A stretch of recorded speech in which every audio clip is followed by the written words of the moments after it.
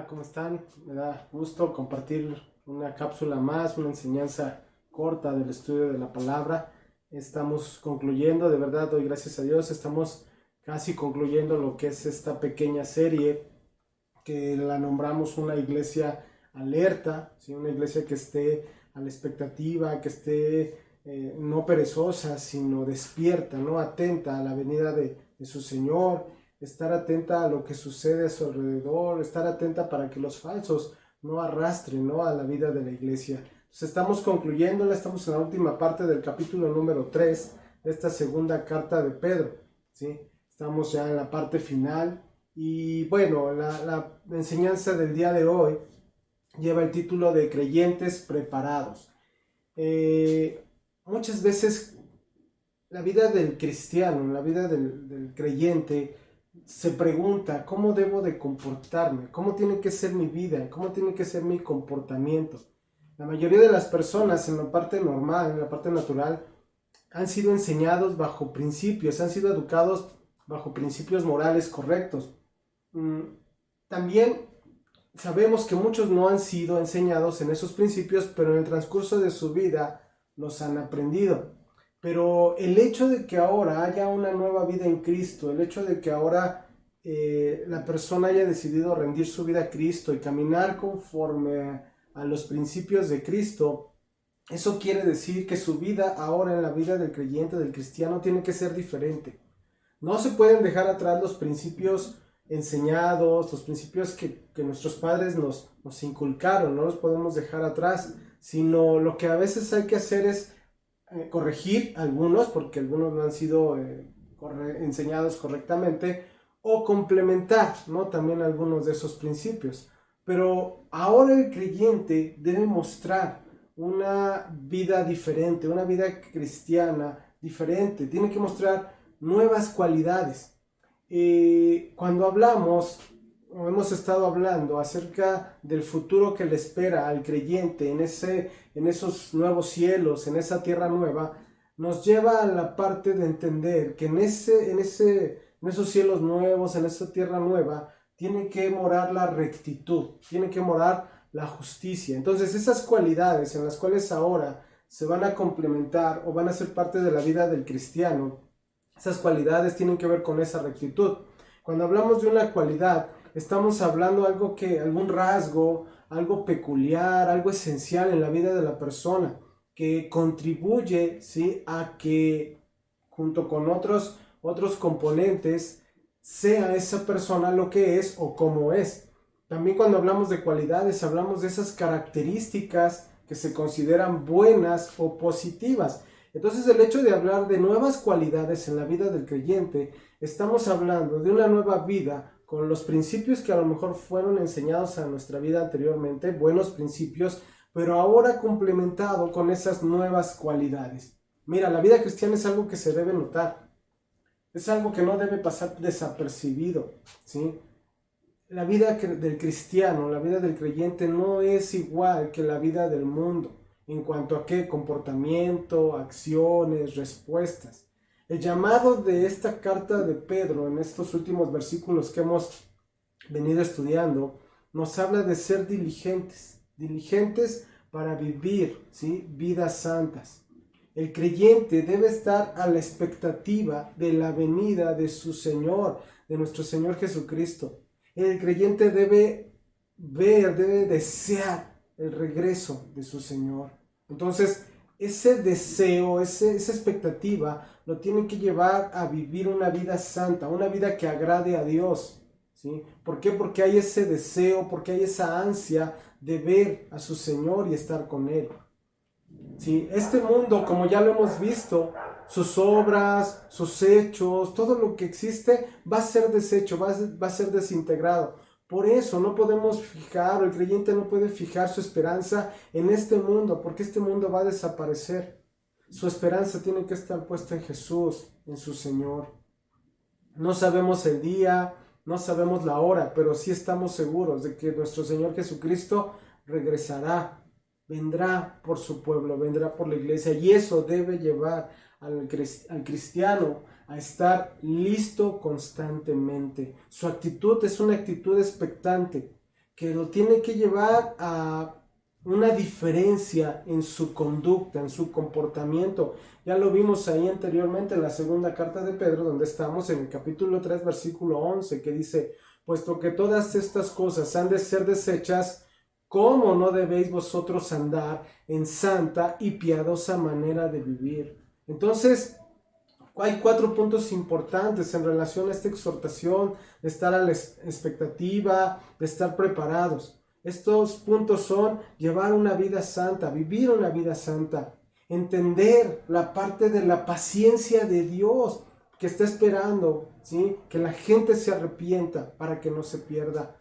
También es el guardarse. ¿Guardarse de qué? De los falsos maestros. Guardarse de esos errores que los falsos maestros están introduciendo a la iglesia. Y por último también el crecimiento en la gracia, crecer en el conocimiento de nuestro Señor Jesucristo. Entonces todo esto es importante en la vida del creyente, todo esto tiene que ver con el comportamiento en la vida del creyente. Llamado es a ser diligentes para vivir vidas santas, para predicar el evangelio y para el crecimiento espiritual. Hoy vamos a ver un solo versículo de esta segunda carta de Pedro en el capítulo 3, el versículo 14 es el que vamos a estudiar en este día. Dice así: por lo cual, dice Pedro, oh amados, estando en espera de estas cosas, procurad con diligencia ser hallados por él sin mancha e irreprensibles en paz. Ok, dice aquí en primer lugar Pedro, por lo cual, oh amados. Esa palabra, oh amados, quiere decir que es como un padre que está preocupado por su hijo, con ese cariño, con esa ternura de un padre en esa llamada de atención al hijo, ¿sí?, que le dice, estando en espera de estas cosas. Espera quiere decir lo que ya vimos, en esa expectativa, en esa esperanza de conseguir, de que habrá algo bueno. Entonces, Pedro nos dice que ya estamos en esa espera, ya estamos en esa expectativa de esas cosas buenas, de que Cristo va a venir, de que ahorita el tiempo de Cristo se ha aplazado. ¿Por qué? Por la paciencia de nuestro Señor Jesucristo, esperando que la gente se arrepienta. Pero esta promesa de que Cristo va a venir por su iglesia tiene que llevarnos, ¿sí?, tiene que motivarnos. ¿Para qué? Para que esa promesa nosotros, ¿sí?, nos lleve a una vida en santidad, ¿sí? Es una exhortación, como repito, de un padre por su hijo, una exhortación. ¿Para qué? Porque estamos en esa expectativa y estamos en ese deseo del regreso de Cristo, y ese deseo, esa expectativa nos lleva a vivir vidas santas, ¿sí? Pedro en estos 3 últimos versículos ha estado utilizando un verbo en el griego llamado prosdokao, que quiere decir aguardar expectantes. Esto es la importancia que da a esta espera, pero no una espera pasiva, no una espera en pereza, sino una espera activa, funcionando, trabajando, ¿sí?, en servicio. Eso es lo que nos dice Pedro aquí. Estas son palabras de ánimo a los creyentes, ¿sí?, de que a lo mejor muchos están a la expectativa del regreso, pero piensan que ya se tardó y entonces se empiezan a cansar. Yo te digo, no te canses, no te desesperes. ¿Por qué? Porque Cristo viene pronto. Esfuérzate, ese es el llamado. Esfuérzate porque viene un mundo mejor. Y ese esfuerzo tiene que ver con lo que estamos viendo en este versículo que vamos a ver ahorita. Los cielos nuevos, la tierra nueva, nos tienen que llevar a un deseo de vivir, ¿sí?, de una forma que agrade a Dios. De una forma que esta verdad del regreso de Cristo nos sustente. Nos debería de sustentar cada día, nos debería de fortalecer cada día. Entonces dice Pedro, procurad con diligencia ser hallados. Procurar nos habla de un esfuerzo por conseguir algo, de conseguir un objetivo, de conseguir un fin. Entonces dice que hay que esforzarnos con diligencia. Esa diligencia nos habla de hacer un esfuerzo, ser solícitos, ¿sí? ¿Por qué? Porque vamos a ser hallados.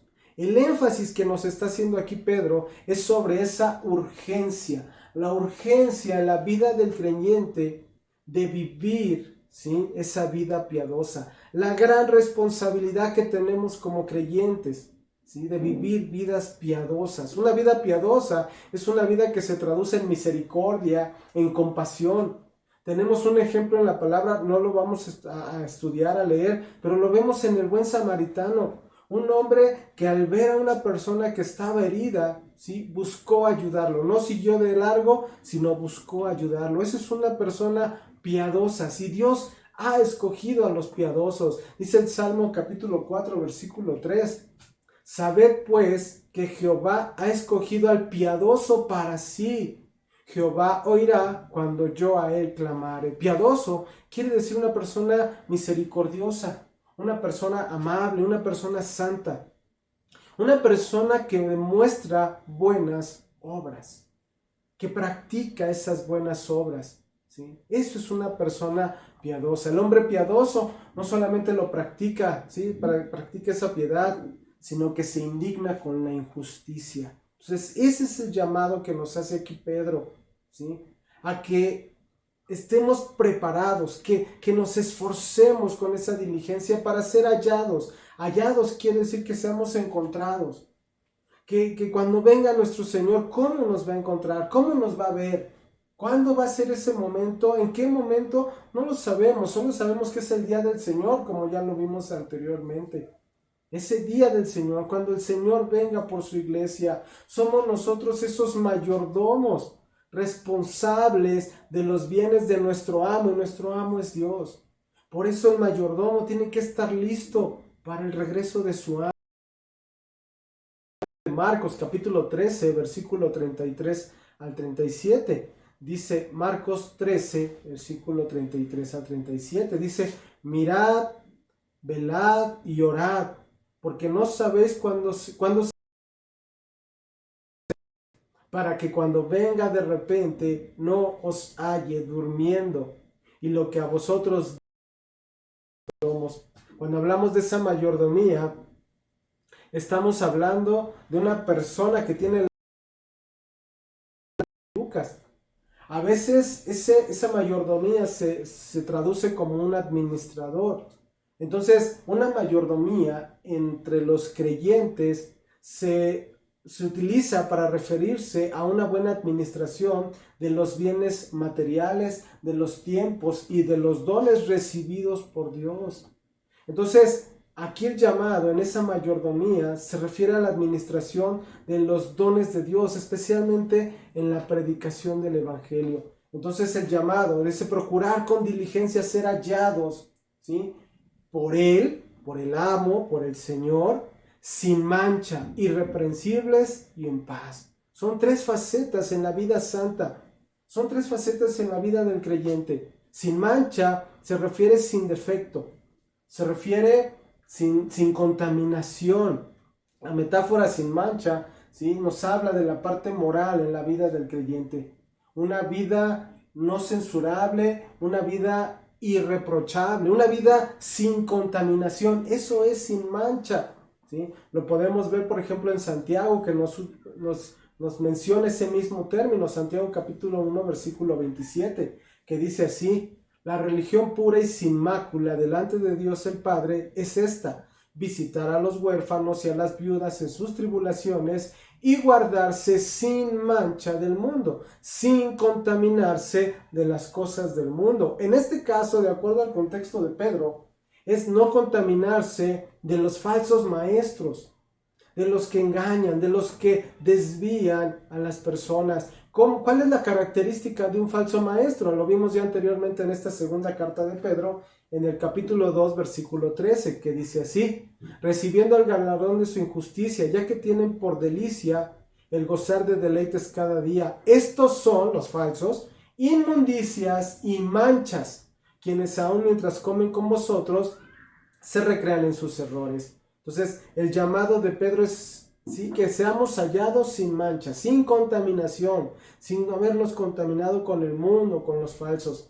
También dice que seamos hallados irreprensibles. Aquí irreprensible nos habla sin culpa, sin ser desacreditados por otros.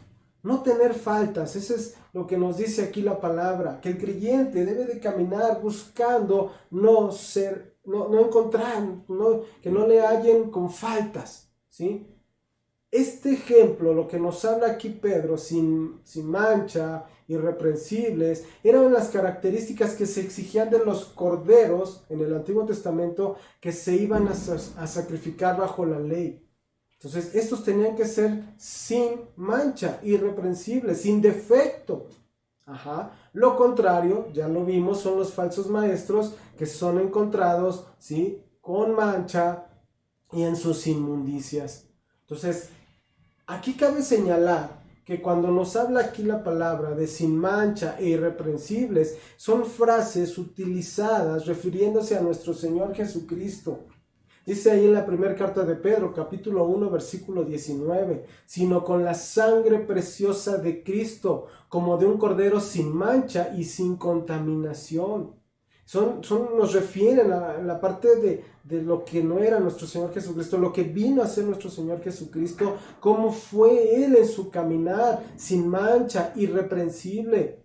Dice segunda carta a los Corintios, capítulo 5, versículo 21, al que no conoció pecado, por nosotros lo hizo pecado, para que nosotros fuésemos hechos justicia de Dios en él.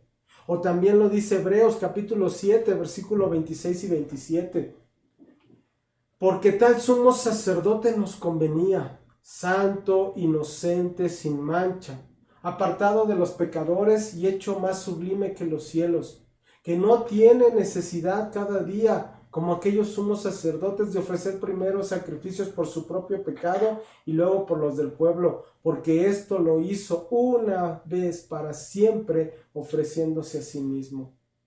Estas palabras, sin mancha, irreprensibles, son metáforas del Antiguo Testamento que, como te digo, nos describe la pureza de esos animalitos que iban a ser sacrificados. Entonces el creyente tiene que vivir a la luz del ejemplo que dejó nuestro Señor Jesucristo, los mandatos y la expectativa de la venida de Cristo, de su Señor y de su Salvador, ¿sí? Entonces sin mancha, ser irreprensibles, recalca la meta de Dios para con sus hijos, para con los creyentes, para que sean o tengan ese mismo carácter de Cristo.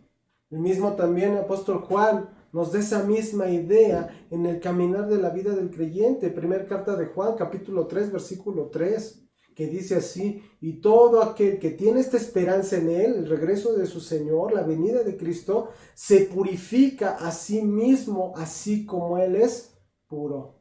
Entonces, el que nosotros tengamos el conocimiento de que un día estaremos delante de nuestro Dios, debería de crear en nosotros un deseo de caminar sin mancha, siendo irreprensibles, moralmente limpios, ser hallados, ¿sí?, en ese estado de paz y no de lucha. Por eso dice al final, en paz, que seamos hallados también en esa paz, en esa prosperidad.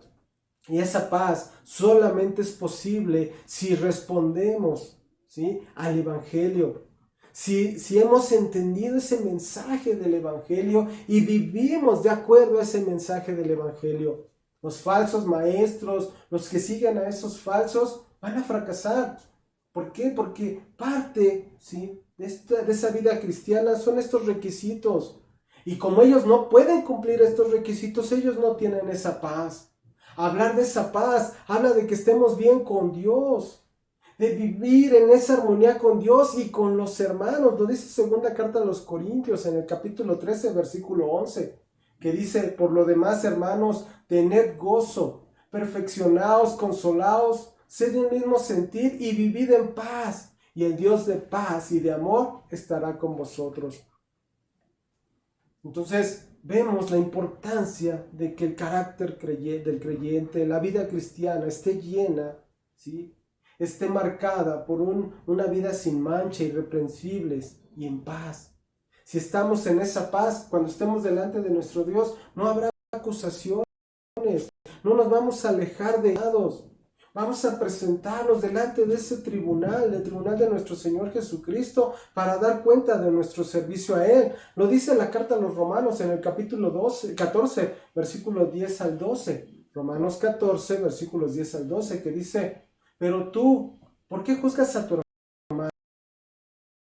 ¿Por qué menosprecias a tu hermano? Porque todos compareceremos ante el tribunal de Cristo. Porque escrito está: vivo yo, dice el Señor, que ante mí se doblará toda rodilla y toda lengua confesará a Dios, de manera que cada uno de nosotros dará a Dios cuenta de sí.